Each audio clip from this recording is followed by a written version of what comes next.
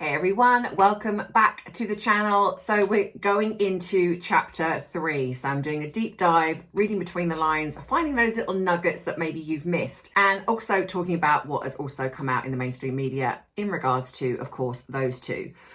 One day I might just get a break and not have to talk about them and talk about other things I'm really passionate about. But until then, I know this is what you want, so this is what I'm doing. If this is the type of channel for you where you like deep dives, psychological, breaking it all down, if you want body language, go across to Bite Size Tea, because I'm going to start putting body language videos up over there. Over here, I delve into them, break things down, explore, and hopefully help you understand human behavior just that little bit more. Well, you should know what to do by now, and if you don't, go grab your drink of choice, whatever that is. Sit back, relax, as we get into some tea, some truth, with a touch of therapeutic psychology.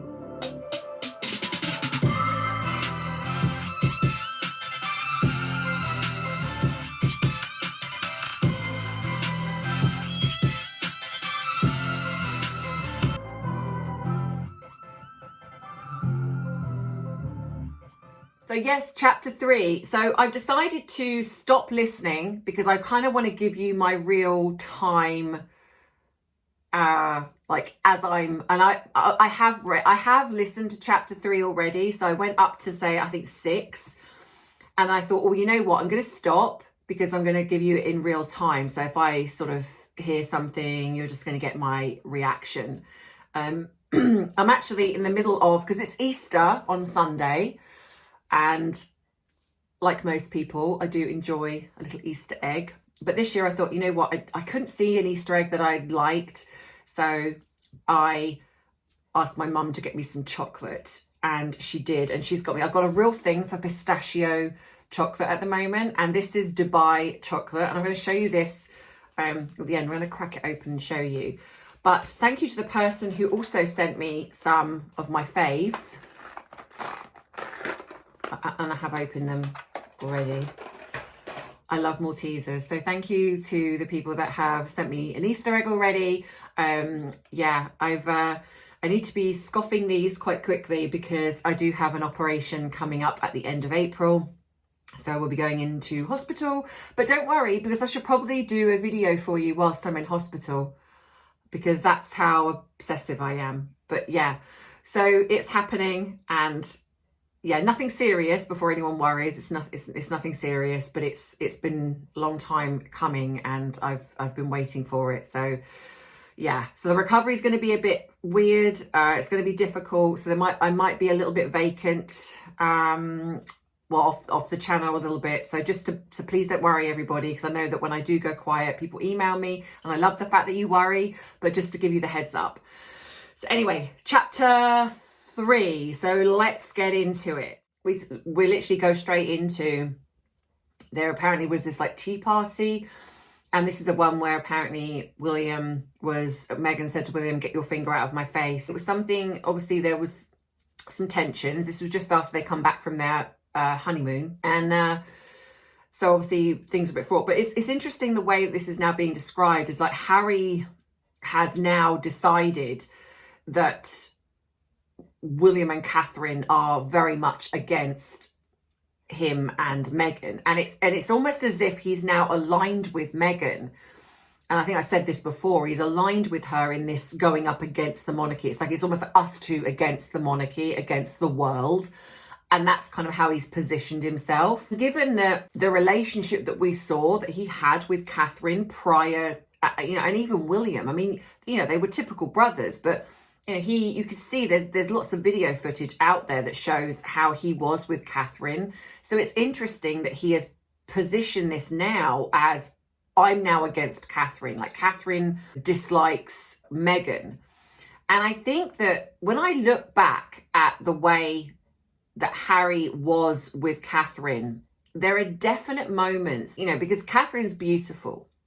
I do feel that, and I know that people have said this, no, we don't know 100%, but I do feel that he had an attraction to Catherine. But I think it wasn't necessarily so much of a sexual one. I think it was the fact that he just saw this beautiful woman who was kind, who was a mother, you know, was just very caring. She was obviously very understanding and empathic towards Harry. And this is somebody that, and if he's got this jealousy of William, there is this possibility that he would look at this and be like, you know, so great, William's, you know, he's future king, he's got everything, where he was wanting them to be half and half, and he wanted the duchy to be split. You know, he's definitely wanted to position himself on an equal footing to William and Catherine. And I do feel that Meghan was very much an instigator in this. And a lot of this was coming out after the Australia tour as well. So I don't know if it was just after this, but I think it was after the Australia tour when she was allegedly pregnant, and she come back and they were basically like, well, we want to be on equal footing.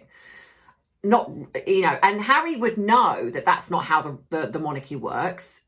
Meghan wouldn't. So this does stand to reason that this is now the position that Meghan wanted. So she has now kind of come in, and she's probably in Harry's ear saying, you know, Catherine doesn't like me. And what can happen when you really like somebody and you kind of wish that your relationship was like them, you'll do one of two things. You will either, if you're a strong enough person, you will kind of manipulate your partner to become like the other person that you like. So sometimes you'll get them to change their hair color, or you'll get them to do the same similar things, because that's the relationship that you kind of want. Now, Harry isn't strong enough to be able to do that with someone like Meghan. So the other thing you'll do is that you will then pretend to dislike that person. So if Meghan has decided that Catherine is the problem, then Harry will match her on that and start to go against Catherine in a way of almost like, see, no, I don't like her, I'm agreeing with you, you know, she's horrible, and then start almost like putting Catherine down, start going up against her, being quite mean. And I think this is what we've seen Harry do, sort of then to start going against Catherine to show Meghan that he doesn't like her. And it's almost like it makes him feel better if he's being not very nice to her. So then Meghan doesn't get suspicious that he's putting Catherine ahead of her. So there's definitely, and of course she's feeding this all of the time. So they've obviously had this sit down, and there's obviously some tension. I guess they're trying to clear the air. Something's come out, and then Meghan's like, you know, take your finger out of my face.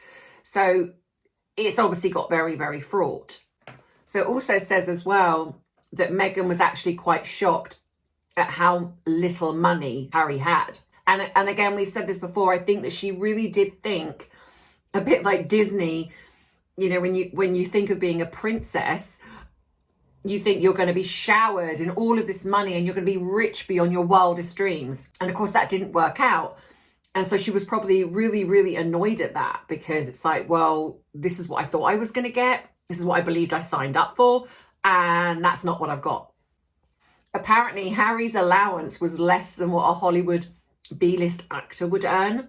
That would have really stung her if at one point she believed that she could earn more than Harry. And here's the thing, because Meghan is a sort of person that money is what trumps everything, sort of money and fame. Once she's realized this is when she would start to put Harry below her, because probably in her mind, well, these are just like celebrities and I can earn more than him. So actually I'm better than him.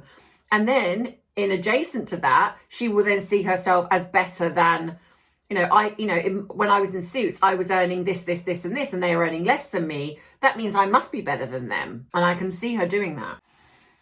And this actually does then sort of continue, because it sort of goes on to say that the way Meghan is, that she's very sort of over the top, very cuddy. What's cuddy?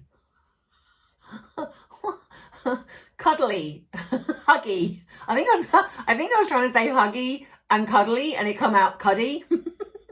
I really do need to just do my own my own words. Go back all over my videos and define my own words. And of course that's part of her love bombing. So this isn't that she is this type of person. That's part of her love bombing. That's what she does.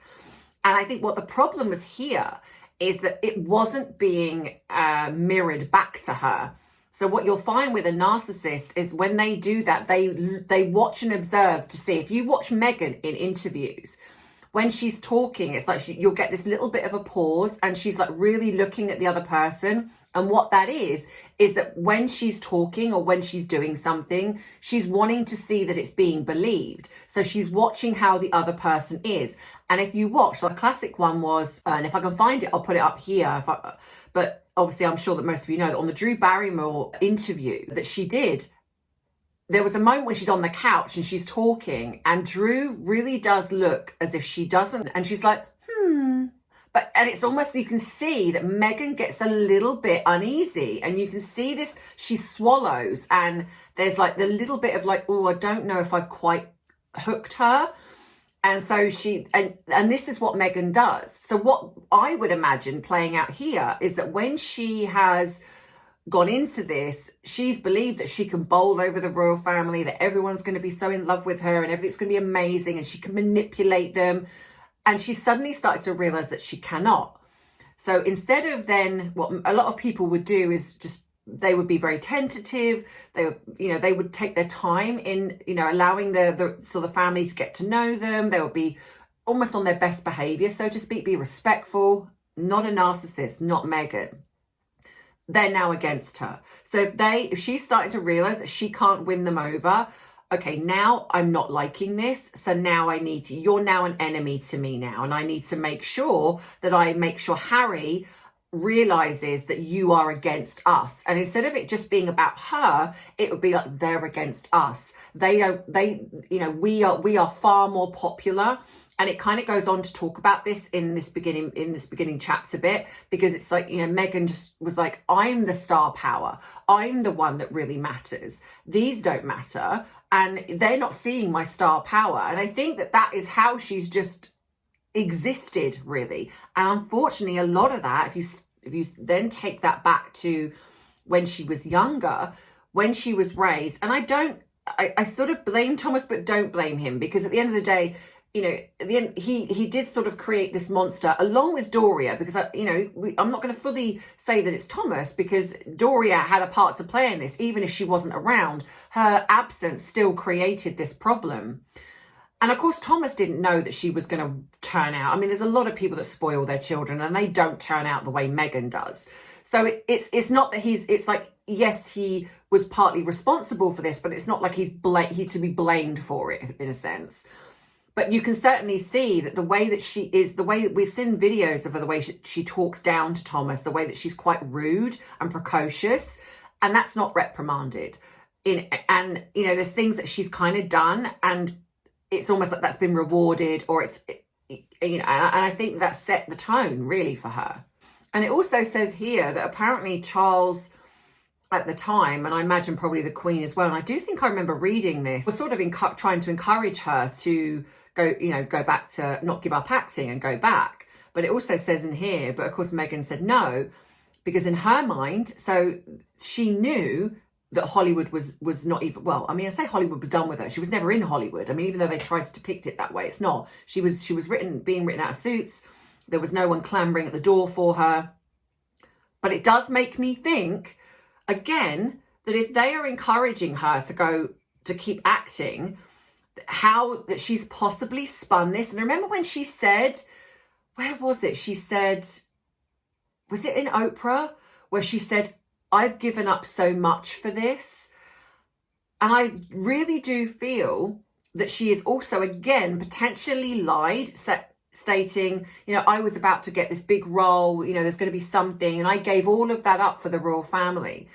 And if she's positioned herself this way, then that also then stands to reason why Harry would be also saying, well, the royal family, owe us or owe her owe her an apology, because she's given up so much for this family.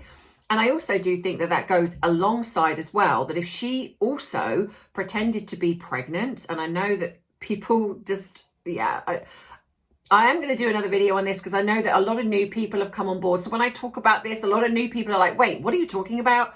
And they haven't watched my earlier videos. So I'm going to do a recap on the kids at some point to explain my whole thought process. Because once you hear it, a lot of people have been like, oh, I get it.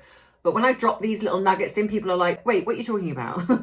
So yeah, so I think that when she agreed to pretend to be pregnant, in her mind, that was because she was never going to give Harry up. But also in the way that she would also use that as leverage and say, I got you out of this situation. I took the heat. I pretended to be pregnant. I lied publicly for you and for your family. So you owe me. And I can definitely see that playing out. And it kind of all then makes sense about her behaviour. Also going on to say that she did not like the fact that she had to curtsy behind closed doors to other members of the royal family. I think the curtsying things, especially to William and Catherine, really bothered her. Tom Bowell also mentions here that Meghan, in certain circles, Meghan was basically sort of saying that she saw as Catherine as beneath her, that she was far more talented and far more worthy of being a future queen than Catherine. And I think then that really does show that what we've spoken about before, about her trying to love bomb William, because that's how she saw herself. And I think that it's very possible that she would have attempted to either come between William and Catherine's marriage, or if that wasn't successful, broken them down, the Rose Hanbury, which I absolutely believe was her little minions, and broken them down to the point where maybe they may have stepped away from royal life. So I don't think this is to be underestimated. I think that the way that they are potentially trying to do all the time that Harry is in the line of succession, if in their eyes, I could absolutely see that them concocting together, if we make their life so miserable, there is every chance that they will step down to go and live a private life with their kids. We will become king and queen.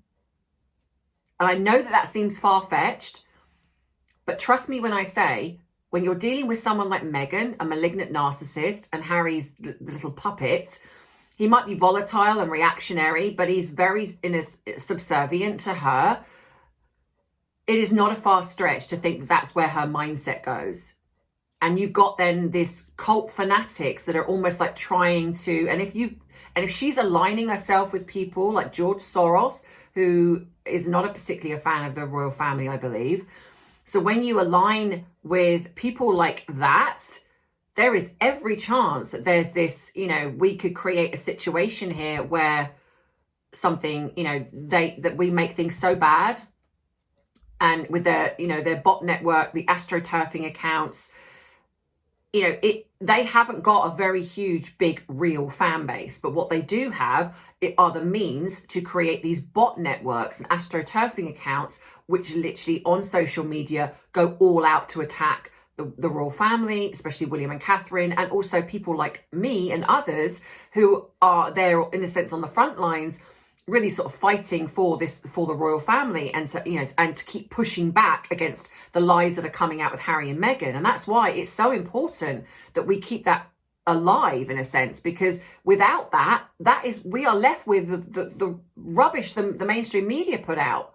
I mean, we've only had recently where she's put out this skiing video, and I'm going to add that on at the end here to show you. And this is supposedly Harry and Archie.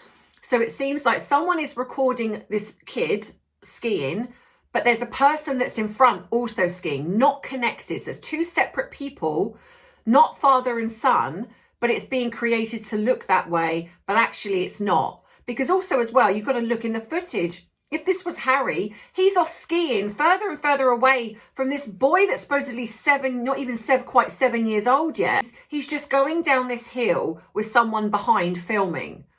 There's no, oh yay Archie, or anything like, well done Archie. It's just lit. And this is what I mean. Meghan knows now that she can just put out anything and the media are just going to jump all over the fact that this is Harry and Archie, or this is Lily, or whatever it is. It's absolutely preposterous. Watch this at the end, and then, when we get there, and you tell me whether you believe that this is actually Harry and Archie. And I'll pretty much guarantee that all of you are going to be like, well, no, and how would you know? And the only reason we know is because she's put it up on her Instagram and she's alluded to it. She never really says, oh, look, this is Archie and Harry, unless, like I say, it is, and it's not her footage or whatever it is, because all of a sudden it's like the boy is shot up out of nowhere, because all the other footage that we've seen, he's like Archie Button and stays young. So yeah, it's really bizarre. So apparently then, so it kind of sort of flips back to this tea party, and apparently there was obviously some disagreement or issue with that Harry and Meghan didn't give the kids an Easter present. And I get, you know, one thing I will say that I've noticed is that even before Harry left with Meghan, you very rarely saw him interacting with the kids. Now, I don't know what they may or may not have done behind closed doors, but Harry would also know that it's incredibly important. And bearing in mind that he's their uncle, and so to give them an Easter egg, it's like, how hard is that? And so obviously it clearly upset Catherine and William that they didn't give them an Easter egg or acknowledge that, because that's obviously important to them. So Meghan was annoyed that that had happened, and also annoyed that she's apparently she was not being recognised for her brilliant fashion sense. Okay. And then it's circled back then to the bridesmaid's dress, which is the bit I've just got to. So apparently there was mention of Meghan's dress being ill-fitting. But the main thing was that Princess Charlotte's dress was ill-fitting. And apparently it created little Charlotte to burst into tears when she tried on the dress. And a fitter was brought in. So the dress was so bad that it wasn't just a case of being taken in. It needed to be recut and, in a sense, redone. And I'm sorry, and I know this probably sounds awful, but I think that was intentional. I honestly do feel that Meghan, being so spiteful and so jealous of little Charlotte, that she purposely created her dress to look bad. Because how do you create a dress for a little bridesmaid to be that awful that the whole thing needs to be redone again? That's really, really terrible. And so, of course, this upset Catherine, which is very understandable. I think and also you've got to bear in mind that she'd not long had Louis. So she was obviously a bit emotional anyway. But aside from that, because I don't want to use that, I think, her hormones were a bit all over the place. Of course it was.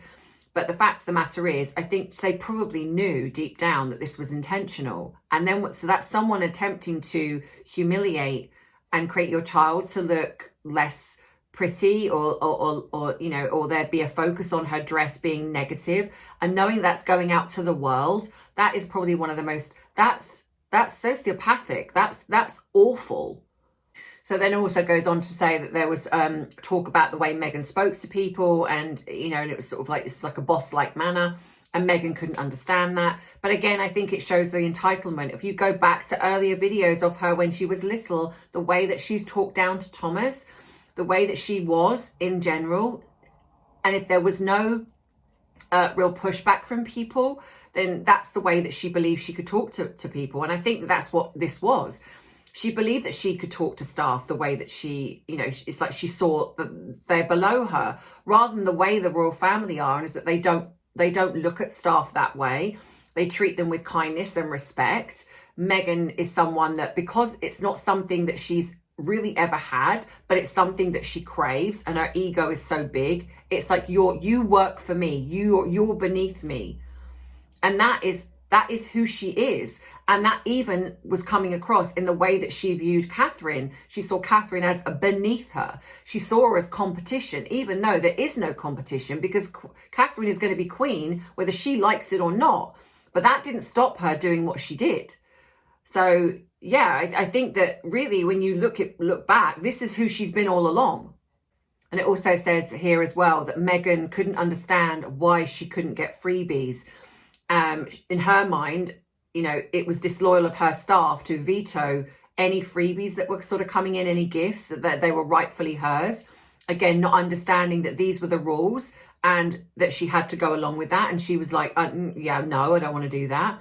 And then that also then goes to show when she was sneakily doing things. And this is why. Because she believed that as a member of the royal family, that when she got these freebies, they were rightfully hers. So some of the words that were coming out about her behaviour, aside from the bullying, was passive-aggressive, manipulative, She was not very well liked. And this is, and these, let's say, this is, you know, and it's interesting that this seemed to really set in after the wedding. So again, once she was all like love bombing and everything was all like, I mean, there were certain little signs, but once she secured Harry, then it was like game on. It's like, now I can show you what I am now, because you can't divorce me now. So it also says here that it was Catherine that took the flowers to Meghan. And I believe, I don't know whether it says it in a minute, but I think we were told. And again, I don't know if this is categorically true, but again, I can see Meghan doing it, that those flowers were thrown in the bin. So apparently then when Catherine was talking in this tea party, Meghan interrupts her and blames her hormones. And this is another woman. Any woman knows that that's not, you don't do that. So she literally blames Catherine's hormones. And I think this is when she says about the baby brain. And of course, this upset Catherine, because she's like, you know, we're not close enough for you to talk about my hormones that way, which I absolutely agree. You know, to me, it's like if someone's going to, in a sense, almost blame something on my hormones, probably the only persons that could do that are maybe my very, very close female friends or my mum. That's it. But even then I might still be like, no. Okay, so yeah, so this is when she does mention the baby brain, and that's when William erupts, and he's like, he calls her rude, and that's when he puts his finger in her face, and that's when she's like, get your finger out of my face. You know, but it's like, honestly, the fact that she feels so entitled to talk to people this way, and I really do think that she's got away with it before, and she's not come up against people like William, like the late Queen, and the people that push back and be like, you know, you don't talk this way, you don't get to behave this way. And she doesn't like being told no. She doesn't like being told that she's wrong. And so this is why she then would, you know, I think Harry's then put in this position of like, he's got to defend he probably sees what she's doing and he knows that she's wrong, but he's got to defend his wife because she gives him a right rollicking behind closed doors. And you know, the funny thing here is that with everything that's just come out recently, where Harry has now been exposed for having a relationship with Charlotte Griffith back in 2011, 2013 or something like that. You know, this is obviously 2018, but it's like in this bit here, it says, you know, Harry's decided that, you know, Cambridge is the problem. It's like he really does start going after Catherine. And I think, again, this is because he did like her. And you find that when you like, you know, some people that are emotionally immature this way, when that person sort of goes against them or does something that they don't like, it's like that love and admiration quickly can turn to hatred. It's like it gets replaced very quickly. And I think that's what, you know, it's almost like, well, I've got Meghan now and you don't like her, and now I'm going against you now. That's it, you know. And a lot of that was probably to show Meghan, look, see, I've got your, you know, I'm in your corner. But I think that it's interesting that he says all of this, knowing that he actually was sleeping with a journalist at, you know, not that many years, 4 years ago, and they would, and sharing things, and yet he blames the media for all these things and blames his brother, Catherine, his father, etc. And it's him. He's done all of the things that he has then, you know, projected onto the rest of his family. I think that's when it come out at some point where I think Harry accused William of marrying for duty, not for love, and that Catherine was just this sort of plastic princess. And I just thought, you know, when I'm listening to this now, and when I listened to it before, how utterly hurtful, not just to William, but to Catherine, who really did see him as this little brother, to have him stab her in the back this way, but also know how much this would hurt his brother. You know, it's one thing to have these feelings, but to really act them out, which is what he's done. I mean, that's next level spiteful. You know, that's not just, you know, I don't get on with my brother and we're just not going to speak, or we're just a bit niggly with each other. That's like, I'm going to be the worst person about you, you know, so I'm going to say the worst things. I'm going to hurt you, because there's no way that he wouldn't know this would not hurt him. And then to do it publicly, it's one thing to say something in private, but to then go out of his way to say something public, knowing that this would get across to William and Catherine. You know, this man-child that has moaned and complained about the media and how the media spins stories, has done exactly that, has utilized the very media that he complains about, that he's profiting from most of it, to be fair, and you know, uses it to act out all of his grievances.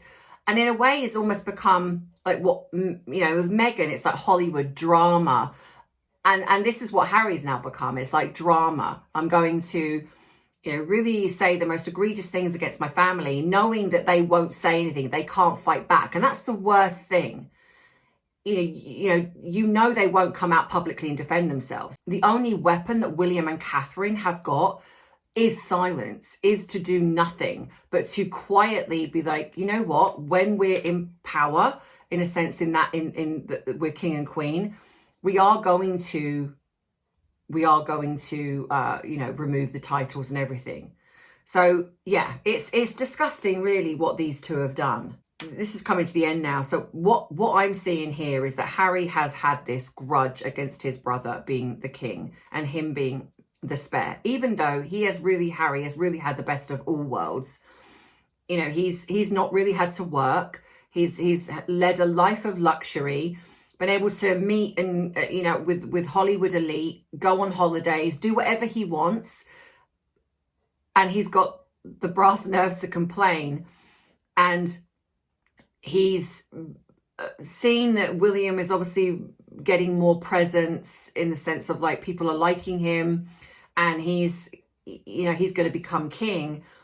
And so that has kind of fueled their sort of simmered under the surface. Along comes Meghan, who has seen that she's got a curtsy to Catherine, that she sees Catherine is beneath her, and that's annoyed her. So these two have almost aligned. You've got Meghan, who's jealous of Catherine, Harry, who's jealous of William and probably covets Catherine.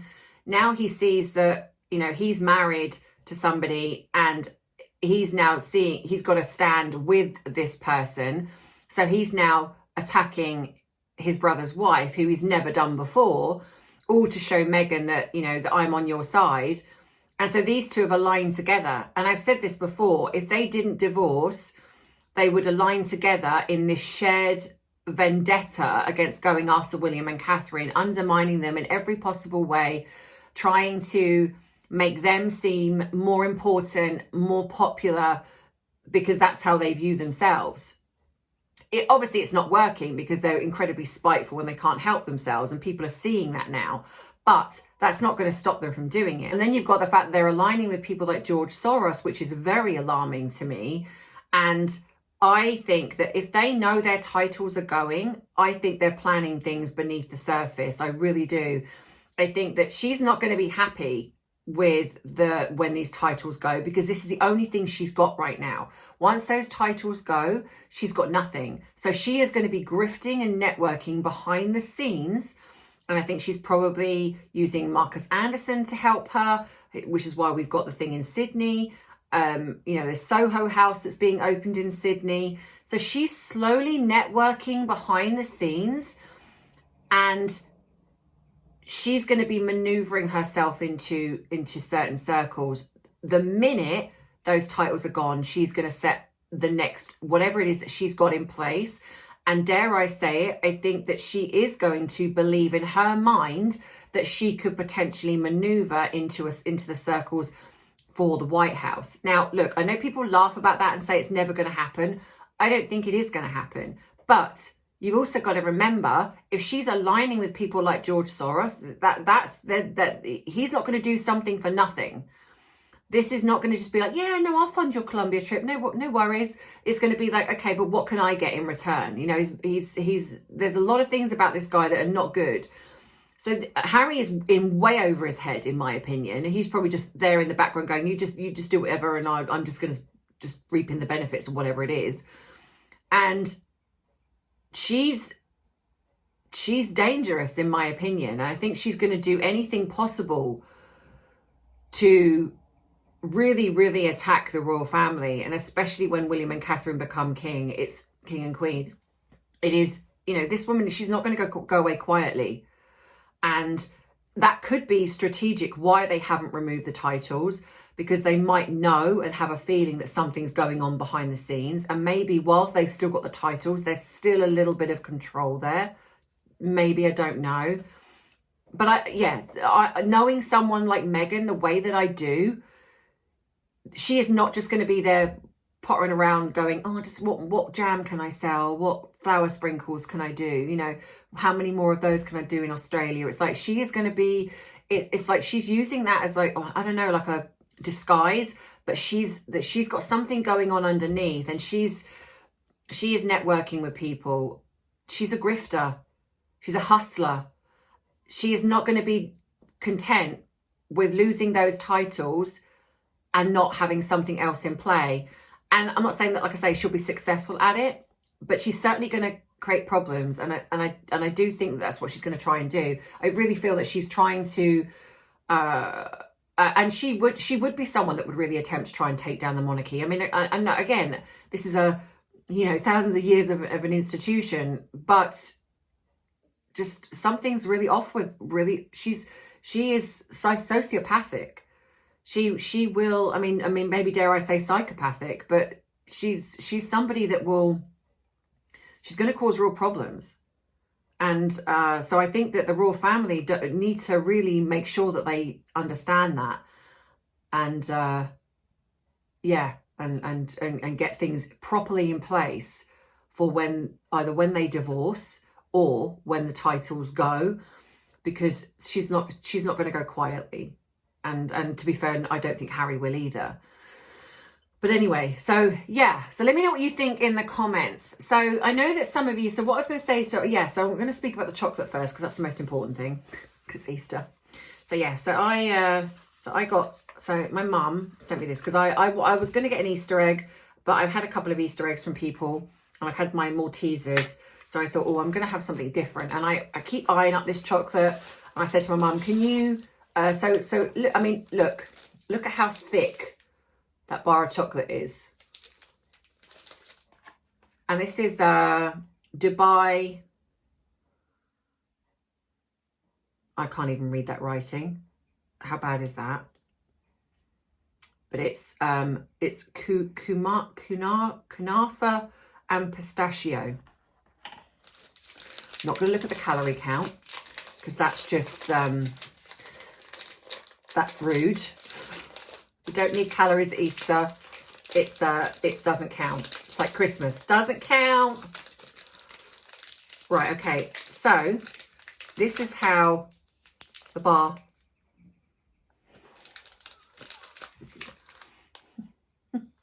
Oh, God.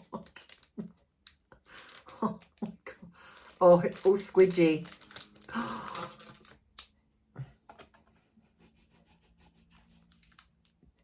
Should I try it on camera?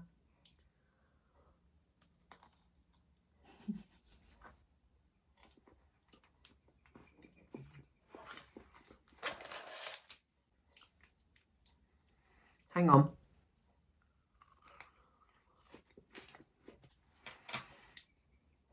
You know,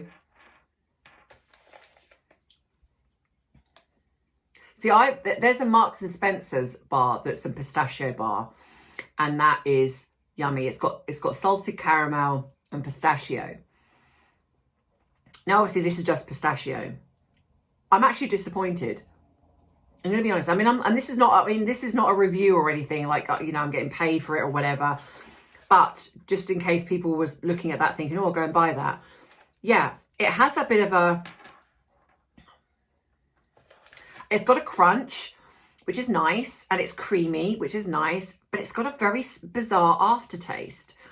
And it almost tastes a bit plastic. I don't know if it's because it's been in the plastic. I don't know. It's got a bit of a plastic aftertaste. It's a bit weird. Yeah, it's got a bit of a weird, I can taste the pistachio, but it's not very strong. And it is a bit weird. I won't tell my mum. Sorry, mum, if you're watching this. They're yummy.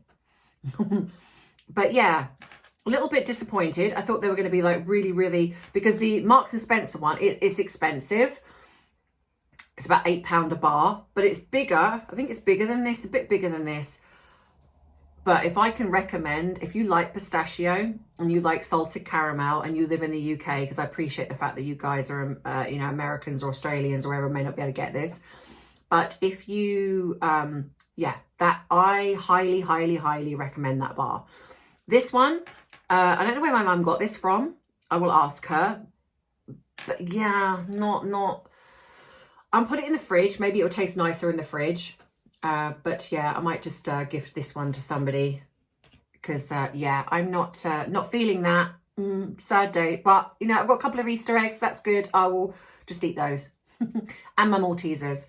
But yeah, so anyway, that if you want to be part of this podcast as well, just to add that in so they forgot, then please email me putting podcast in the reference bar. I've got a couple of people that are already interested, but unfortunately I need a few more because of the time difference. So I've got one in Australia, one in America, and one in the UK, and then also me. So I need more.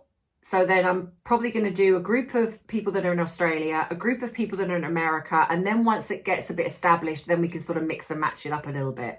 But at the moment, it's just really difficult for me to try and find the time frame because with my working as well, it's just difficult. So if you want to be part of the podcast, which is going to be going up on Patreon, my Patreon is now live. So come across and support that. And like I say, if you want to join up and be part of the podcast where we talk about Harry and Meghan, it's, you know, it's going to be open. The floor is open to talk about whatever. Everything's below. And the email and my PO box are also here if you want to write to me and contact me in other ways. So as always, I will see you in the next one. So take care. And you know that I love you, I appreciate you, but most of all, I respect you. Take care. Bye-bye. Mwah.